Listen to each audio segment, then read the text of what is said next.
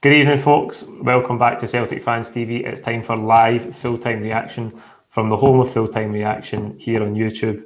I'm joined tonight by Callum and Kenny to look back over tonight's 2-1 win at St Mirren.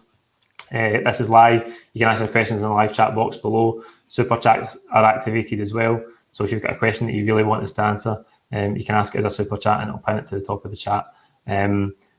Kenny, tonight, were you surprised to see 4 changes to the team from Saturday?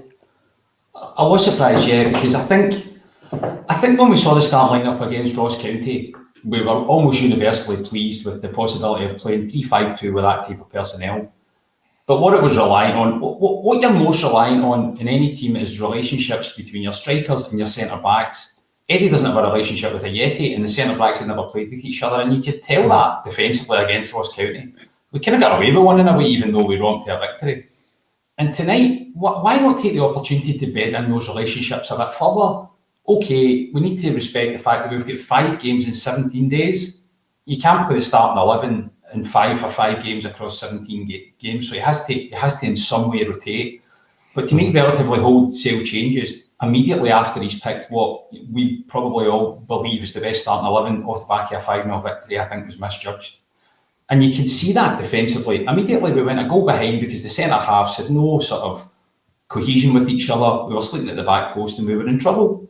And the strikers taking Ajeti out and putting Klimala in, we got nothing off them. I don't think we've ever criticised Edward on this show, right? But in that first half, I thought he needed a bit of a rocket. So disappointed with the start, disappointed with Lennon's starting 11, and overall disappointed with the performance for 2 games. And since the break, and we're no further forward in terms of where we're headed with the team. But the other side of it is, it's another away game ticked off. It was a nervy night. We got through it. We showed some good mentality at the end to keep it calm. So, it's not all doom and gloom. But yeah, I don't think we did ourselves any favours with the starting 11.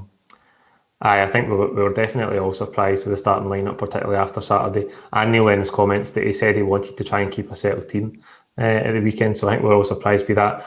Connor Hall, first super chat, and it sums up the sentiment in much of the comments in the live chat so far. Not good enough. Callum, have we started a league game well this season? No. So far? Well, no. We take too long to get into the game sometimes. We struggle. Even tonight, 1-0 down in the first 2 minutes, and it just comes from a poor, lazy defender. It's a flick on at the front post, and then I think it's Ryan Christie that's on Lee Elwin at the back post. Like, physicality-wise, there is massive. It's horrible to lose, and straight away you're uphill against St Mirren that we knew were going to be dogged. They would sit in deep. I mean, Lee Evans playing centre defensive mid. Scott Brown should be playing. That's where he was playing. He was just sitting right there, and that's a striker. So it's very hard to beat teams when they're sitting like that. We know this. And going down 1-0 doesn't make it any easier because it just encourages St Mirren to sit in even more. It was poor. The main result was to get 3 points because it was a game that should have been played weeks ago. So it's good to get that game ticked off and out of the way, and it's done. As Kenny says, it's another away game that 3 points, still not lost in the league. But we just haven't clicked. I agree with Kenny. Some of the changes tonight weren't the right ones. I think Ryan Christie was the right one over in Chambert because he set up. Obviously, he got 2 assists in the game in the first half, so that shows that one was right. I don't think El Hamad was right. I think Frimpong should have started the game, especially against teams that sit in like this, where El Hamad gives you a little bit more better defensive cover. You don't need defensive cover when you're up against teams that are sitting in so deep. So I think with Frimpong, he should have started, and I'm just not a fan of Greg Taylor right now. He's just not cutting it for me. I thought El Ahmed was really poor tonight. I don't know. Obviously, we've seen some good performances from him last season, but it's getting to the stage where I'm beginning to wonder if they were the exception. Yeah, I mean, I was a big advocate of him personally. Coming out of last season, I thought there was every chance he could start ahead of Frimpong this year, but they've both gone in opposite directions. Frimpong's flying and he's gone backwards. I don't know if his performance against Ferencváros has just rocked his confidence. But there was a number of times tonight where he just looked disorientated. He almost put his on the ball. He almost put his 2-0 down. I don't know if he's a bit of an auxiliary centre half. He didn't play centre back for us at all really last season, albeit he came with a profile that he could play in there. So maybe he's just not as effective in there, and his real home is right back. But he looks wobbly. He looks like his confidence is gone. He only cost us $1.5 million. We kind of wondered why for a while, because he was maybe outperforming. I don't know. We don't want to be too hard on the guy, but he shouldn't be in the side at the moment because his head's down. He does look like he's struggling for confidence, and I think that is affecting him at the minute. And he's never had a run of games as well, which people say that can affect players. Callum, we did get back into the game. Another goal for Shane Duffy, header for a free kick. How many goals do you think he'll get this season? The way he's going, he'd be top goal scorer. He's just every time for a set piece. It's so easy for him as well. Like, see when he scored, I don't know if you watched him in his celebration, he was just like, no, done. It's too easy. He just barges the ball out the way and that's what Celtic have missed for so long. How many times have we sat at Celtic Park and you just wish that you had somebody with an aerial threat? Because sometimes we have good crosses, and at other times some of the delivery can be shocking, as we've seen in the second half. Ryan Christie had a couple of free kicks and just missed everybody and went out, and just such a wasted opportunity. Now then, when we have Shane Duffy in, we need to get that ball in every time, right on his head, because as you say, he's near enough, he doesn't miss. And even when the balls come over the top, when teams go long ball against us, Shane Duffy's always there winning the header. You just know it's going to be his. So, great goal. He took it. Good to get a goal. Obviously going 1-0 down as well. So it was a good reaction. He didn't want the game to go on much longer. 1-0 down. Kenny, we didn't create very much open play. You could say over the whole game, but certainly in the first half, it was two good balls for Ryan Christie, and he found James Forrest. I don't know if James Forrest ever scored a header, has he? I thought I was hallucinating when I saw that go in. I thought that's like an Edward volley or something. And then it's some sort of angled bullet header for Forrest. I don't know how he came up with that, but it was superb. I mean, the way he bent back and rocked it down the top corner, we'll probably never see again. It was a lovely delivery from Christie. Christie's delivery is a bit hit and miss when you consider the amount of corners that we waste, and then he does balloon some of his deliveries. But he did well tonight. That was 2 good assists. He also laid Eddie in for what should have been a third goal in the first half, and Eddie kind of blew it. So I think we can be happy with Christie. But yeah, that was an absolute collector's item. First competitive start for Klimala. Callum, obviously we wanted to see Ayeti and Edward try and build a partnership, but Neil Lennon went with Klimala for the start tonight. Wasn't really in the game for me. Nah, to be fair, I don't think he got much service throughout the 60 minutes that he was on, 70 minutes he was on. I don't think he got too much, and it's so difficult as well when you're trying to find your way into the starting 11 and then you're coming up against people that's 6-7 people in the box against you, when we've also got Brown, McGregor, Christie that are all coming outside the box to try and get a touch of the ball, and it's left to right, and I think sometimes that's where the striker will suffer, where you see Edward comes out, he's quite comfortable with the ball at his feet and taking the ball and running in, where Klimala is just somebody that's in and around the box, same as Ajeti. And to be fair, I don't think he get much service, so I can't really judge him too much tonight. He wasn't in the game at all, but it's just one of the games where it was 3 points and that's it. Kenny, I feel like it's always difficult going to St Mirren. We never seem to play that well there. I don't know if it's a small pitch. We just never seem to have a really, really comfortable win there. Yeah, the atmosphere is always non-existent. I mean, obviously tonight there's no fans, so it was no different. But I think, that doesn't help. I don't think these dead stadiums help our side. Well, even if we've got few fans there, I just think the better player rises to more of an atmosphere in St Mirren. Is probably the worst atmosphere of the lot. It's a nice playing surface, but we dropped points there a couple of years ago when the Cham got sent off, and it looked like we were potentially going to drop points tonight. When they brought on that big physical centre forward, you just felt it was, written in the stars that he was going to go on the end of something. Fortunately, Duffy was pretty dominant, and McGregor was pretty brave in the last few minutes. But it's not quite a Livingston, but no, it's not one of the grounds that we're particularly potent at. Callum, always a lot of talk about midfield selection. Shout out to Martin with the next live chat in here. We need a powerful driving midfielder, too many side and back passes. That's a criticism we hear quite a lot. I think tonight we had 70% possession, but as I say, not a lot of didn't create a lot of chances for open play. So I think there is a bit of that at times where we're keeping the ball, and you can hear Neil Lennon barking orders for the side about doing things early and trying to get the ball forward early, but I think at times we can just fall into that pattern of just keeping the ball and trying to find openings, but not being penetrative enough. I think what doesn't help is that Neil Lennon doesn't know his starting 11, his first 11. He probably knows 7 or 8 of his starting 11, then it's chopping and changing. When you play the 3-5-2, it depends on what team we're up against, because then that depends on who we're playing at left wing back and right wing back, etc. So he doesn't know his starting 11. So if you don't know your starting 11, you're not going to get the best out of your team that you've thrown together. Now, the squad's obviously good enough and talented enough to make it click, but it's not going to click until players start playing regularly with each other. When you make 4 or 5 changes, we see it season upon season.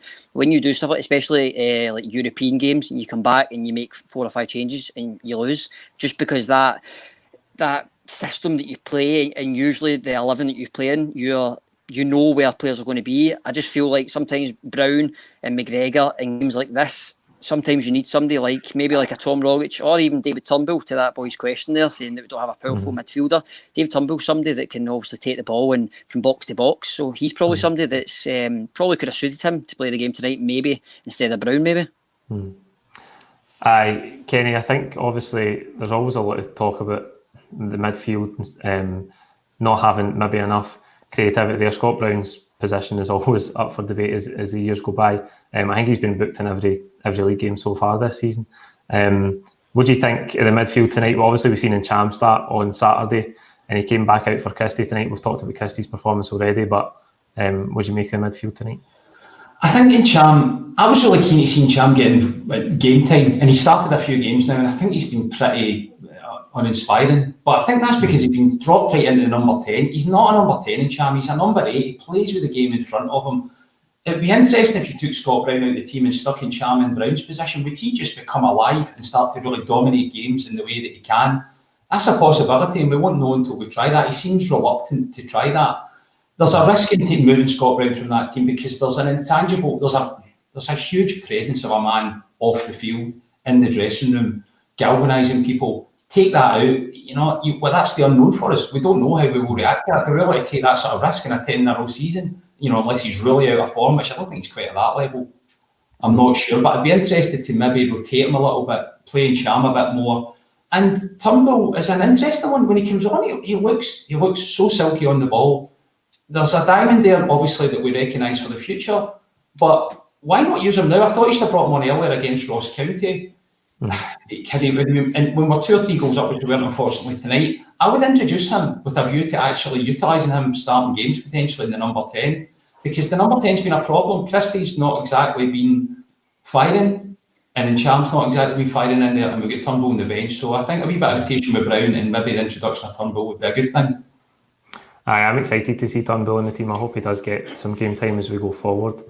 Callum, Kenny's already mentioned tonight, it's not very often we criticise Odsonne Edouard on this channel because he's the crown jewel, he's absolutely fantastic. That penalty was utterly pathetic, but... Do you know, it's one of the things that and Ross, when he came up against Ross County, right, and it went in, we all thought, superb, just fine. Sometimes when it doesn't work, it looks pathetic and it doesn't look great, which sometimes you miss some. Sometimes I felt that he was going to go that same corner, and ironically as well, all you've wasn't even near a corner. All you've heard this week is about St Mirren complaining that their game shouldn't have been on against Hibs with no goalkeepers. Ironically, they managed to get a keeper that's better than all 3 of their goalkeepers, and now he saved a penalty of the night. So I don't know where all the moan is coming from that the game should have been stopped. So they've managed to get a keeper for Hearts. It's just one of the games. I think Edouard was trying a little bit too hard, and sometimes it was just, as says, the box is too full of people. It's just every time he picks the ball up for the left side, there's 3-4 people throwing their bodies at him, and you could see him try to get the 1-2s with McGregor's, then Christie, and so it was nearly there. But I just think in a tight pitch like that, it's near nothing possible unless he's flying. So at Celtic Park, it's a lot different. Park's a lot bigger, and you got a lot more space in and around the box. Where tonight it was just so difficult for him. But sometimes they go in, sometimes they don't. And obviously, when he does the type of penalties, when they don't go in, they don't look too clever. They look horrendous. I think Lamal, to be fair to him, was probably St Mirren's best player, even though we didn't test him that much. But he saved the penalty in 1 or 2 other saves. Kenny, it's just that run up in it. It just doesn't look convincing at all. No, I mean, Eden Hazard went through a whole Premier League season when he used to sit the keeper down every week and score. But I mean, as good as Eddie is, he's not a £100 million Real Madrid player, right? So if he thinks he can hit penalties, well, he's not even looking at the ball. He was looking at the keeper when he struck it. He's trying to sit. I don't know what he was doing. He was completely out his depth in his mind when he got to the ball, and he's made a complete mess of it. I'd rather see him get his head down, especially that. When they got the penalty, it was such a relief because you thought finally pressure off. We can enjoy the last 15 minutes instead of having a heart attack. But heart attacks continued for the 90. It's one of the ones where, as Callum says, when it comes off, like Saturday against Ross County. He makes the keeper look silly and so he's passing it into the corner. But tonight, I mean, it just looks horrendous when it doesn't come off, and it's nowhere near the corner tonight. I'd have probably saved it if I was in goal or something, man. No lot of pace on it, not in the corner. Really poor penalty. Callum, we're going to have to play a lot better than that tonight, and obviously you'd expect us to play a lot better at home on Saturday against Livingston. An opportunity to go top of the league on Saturday night as well, before Rangers go to Hibs on Sunday. They're obviously away in Europe. They've got a European trip to Gibraltar this week as well. So hopefully we can get back to the top of the league on Saturday, and then the pressure's on them on Sunday. Aye, what I want to see is probably the team that played Ross County. I don't want to probably see Greg Taylor in at home, because you don't need that defence cover. Livingston will sit in. They'll make it hard for Celtic. For me, I'd probably go Frimpong on the right wing back, and then it's a toss between Elyounoussi and Forrest. He'll probably go Forrest on the left side. Probably Albion Ajeti and Edward up top. That's what I would go against Livingston. Really make a statement, try and get as many goals as you can, and really make that bridge. So this will be the first time we've actually, if we can win on Saturday, it will be pressure on Rangers, obviously, to win their game, because if they don't, then they know we've got the game in hand.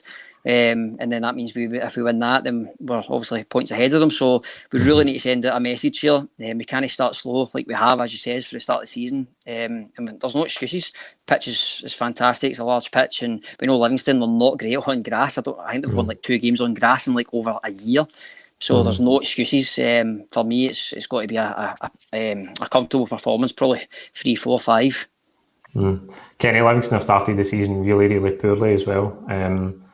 Do you expect us to go back to more like last Saturday's team? I think so, yeah. I mean, he's got to learn his lesson from changing the team tonight, because that could have been an absolutely critical drop of 2 points tonight. Look, my view is we must sign a left wing back. We've done pretty well on paper in the transfer market. I don't know how much money's left in our coffers, if anything, but even if it's a loan, and sometimes the English market opens up at this point in the window where you can get good quality loans at the death. We did that with Benkovic a couple of years ago. We've got to do something about that left back. We've only got one of them, so that's precarious. And the one that we've got is proven himself to be mediocre. I think we've spent enough time now trying to be positive about him. He just looks pretty weak. He's constantly turning back. He's got no bravery. He looks weak defensively. We can't go through a full season with that. We must sign a good left wing back, because James Forrest isn't the answer out there either. I don't know, Paul, you might know better about the profile of that boy for Charlton than me. Don't know if he's necessarily the answer either. 800 grand. Very attack-minded. I would take him over Taylor. I think. Yeah. I think I'd take a traffic cone over Taylor at the moment, but we need to sign a left wing back, and I think we need to go back to, we must form a relationship between Julian, Ayer and Duffy, because Duffy looks solid, but he looks lost with the guys around him, and they need game time, and we might as well take up that game time at home to Livingston when they can afford the chance of the odd error. Aye, that's what I wanted to see tonight. I don't know if there's anything wrong with Julian. I think he's probably just getting rested, but you want to see that back three, Julian, Duffy and Ayer, really get used to playing with each other, get to know each other, so that going forward they can forge a really strong partnership. That is all we've got time for tonight. Like the video, comment with your own thoughts below. Please don't forget to subscribe if you haven't already, and we'll see you on Friday for the build up to the Livingston game.